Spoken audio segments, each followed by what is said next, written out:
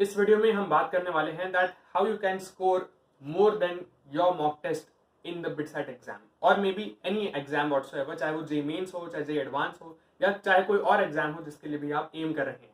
तो बेसिकली इस वीडियो में हम मॉक टेस्ट के ऊपर बात करने वाले हैं that why you should not take their scores very seriously. ठीक है, तो अगर आप चैनल पर नए हैं तो प्लीज सब्सक्राइब करिए and don't forget to hit the bell icon, because ऐसे ही regular videos upon BITSAT, BITS Pilani and other entrance examinations मैं चैनल पे लाता रहता हूं। Okay, so moving on to a very first point, number 1, जब भी आप मॉक टेस्ट दे रहे हैं, it is for sure that आपकी जो प्रेपरेशन है वो कंप्लीट नहीं है। इट इज फॉर श्योर कि आपका जो कोर्स है वो कंप्लीट नहीं है। इवन अगर वो कंप्लीट है तो उसका रिवीजन उतनी बार नहीं हुआ जितना आप एग्जाम में करके जाने वाले हैं, बिकॉज अभी एग्जाम में टाइम है यार। आपके एग्जाम और मॉक टेस्ट के बीच में जो टाइम है उसमें तो आप एक और बार अच्छे से रिवीजन कर लोगे, आप थोड़ा बहुत सिलेबस और कवर कर लोगे, एक आध मॉक टेस्ट और दे दोगे। So you would be a better candidate all together when you would be going into your actual exam. तो मॉक टेस्ट में क्योंकि आपकी फुल प्रिपरेशन नहीं है, तो आपका जो भी स्कोर आ रहा है that is not your actual score that is going to come in the exam. Mock test के स्कोर से आपका स्कोर ज्यादा ही आएगा एक्चुअल एग्जाम में, provided you follow certain things which I am going to share with you in the upcoming part of this video.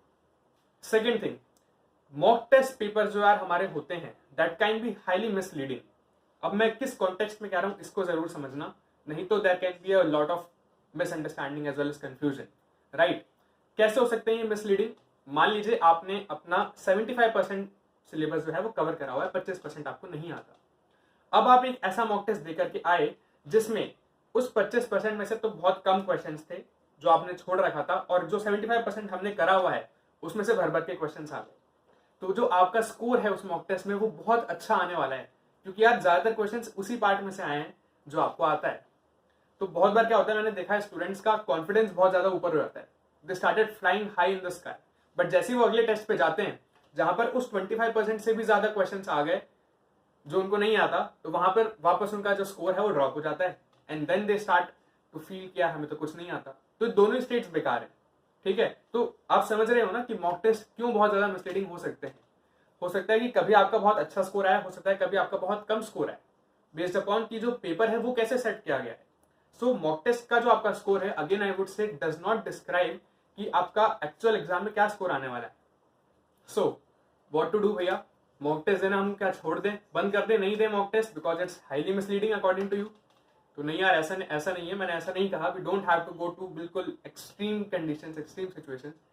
मैं आपको अब ये बताता हूँ exactly that how you have to see the mock test result and कैसे हम उसका benefit ले सकते हैं ताकि जो एक्चुअल एग्जाम हो उसमें हम मॉक टेस्ट से भी ज्यादा स्कोर करें। ठीक है, क्या कैसे बोल रहा हूँ मैं, ठीक है चलो जो भी है। तो देखो, बेसिकली आपका अगर मॉक टेस्ट में स्कोर ज्यादा है या फिर आपका स्कोर कम है, in both the cases you don't have to look at the score but you have to look at the mistakes that you have done. अगर लास्ट टेस्ट में आपका स्कोर था फॉर एग्जाम्पल 450 में से 350 एंड इस test में आपका score है 450 में से 380, बट 350 वाले पेपर को तो आपने एनालाइज कर लिया, आपने देख लिया कि यार मैंने कौन कौन सी मिस्टेक्स करी हैं और आपने उनको याद कर लिया, समझ लिया। बट 380 वाले पेपर में आप खुश हो गए कि यार मेरा बहुत अच्छा स्कोर है और आपने मिस्टेक्स पर उतना ध्यान नहीं दिया, देन 380 वाला टेस्ट आपका बेकार चला गया। क्योंकि वो जो 3 घंटे आप बैठ के पेपर दे रहे हो ना, उसमें सीखने की चीज बहुत कम हो रही है, हम अपना स्पीड वगैरह बस टेस्ट कर रहे हैं जाके। तो अगर आप उससे कुछ सीख नहीं रहे at the end of 3 hours, at the end of your result, then it is completely futile, right. तो हमें कोशिश यही करनी है कि यार हम मिस्टेक्स को देखें, जब भी कोई नई मिस्टेक करें तो वहां पर हमें खुश होना है, क्योंकि हमें पता चल गया कि यार ये मिस्टेक हो सकती थी एग्जाम में, बट क्योंकि हमने अभी कर दी, अब हम ये एग्जाम में करने से बच जाएंगे, राइट। तो हमें ऐसे देखना है मॉक टेस्ट को, rather than seeing it from the score perspective, क्योंकि स्कोर तो कभी हमारा एक रिफ्लेक्शन हो ही नहीं सकता हमारी प्रिपरेशन का, क्योंकि हमारी प्रिपरेशन ना तो कभी पूरी होगी और ना ही ऐसा होगा कि जो पेपर है वो बिल्कुल फेयरली, एक फेयर मैनर में सेट होके आया है, राइट। तो मिस्टेक ओरिएंटेड तो आपको बेसिकली मिस्टेक ओरिएंटेड अप्रोच रखनी है। हमें ये देखना है कि यार क्या गलती मैंने करी और कैसे मैं इसको इंप्रूव कर सकता हूँ जिससे कि गलती मेरी अगली बार ना हो। जितनी ज्यादा गलतियां हो रही हैं उतना अच्छा है, क्योंकि उतने चांसेस कम हो रहे हैं कि सेम मिस्टेक को आप एक्चुअल बिटसैट एग्जाम में या किसी और भी एग्जाम में जाकर के दोहराओगे। अगर आपको वीडियो पसंद आई है तो प्लीज लाइक करिए यार, शेयर करो अपने बेस्ट फ्रेंड के साथ जो आपके साथ बिल्कुल दिन रात मेहनत कर रहा है, रोज पढ़ रहा है एग्जाम क्रैक करने के लिए।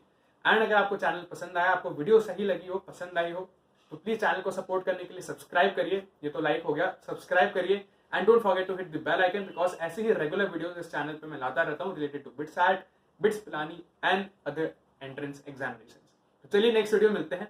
Till then stay happy, stay focused, keep studying, keep revising and जय हिंद, वंदे मातरम।